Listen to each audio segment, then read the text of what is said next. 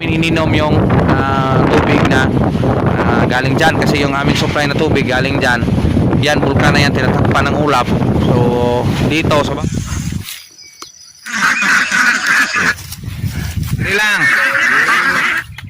napakasimple.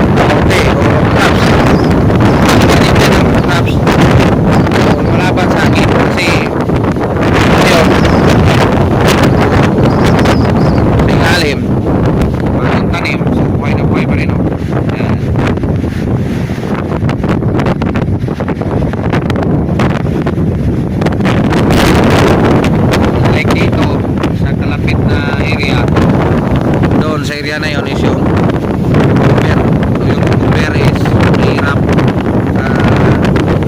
kasi bunga siya, isang hangin lang is tamaan na siya. Yan, taas na yan.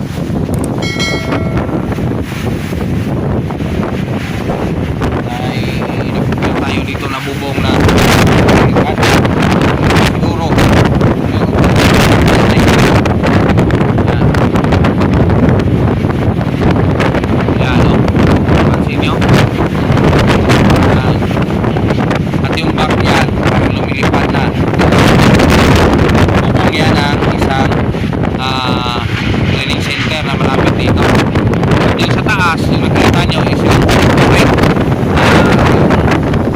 sulfur dioxide bigay ni bulkan. So yan ang isa din sa aming calamity rito ngayon.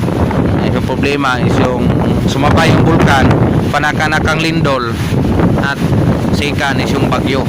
Malakas na hangin, malakas na ulan, malakas na pagbuga rin ng bulkan. Sa aming tubig, hindi na namin ininom yung tubig na galing dyan kasi yung aming supply na tubig galing dyan.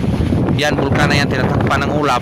So dito sa baba, yung iniinom namin is init o yung tubig init na sterilize bago namin inumin.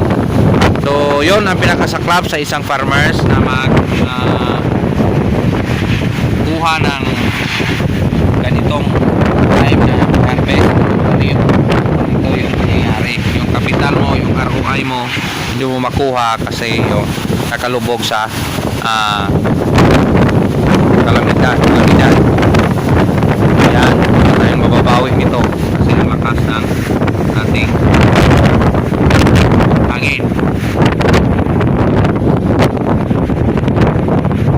So yan, baba ng bulkan yan, panan yan, ibang dyan, baba hanggang doon sa parte na yun. So dito tayo sa taas. Grabe yung kamuting parang tanim is maganda lang yan.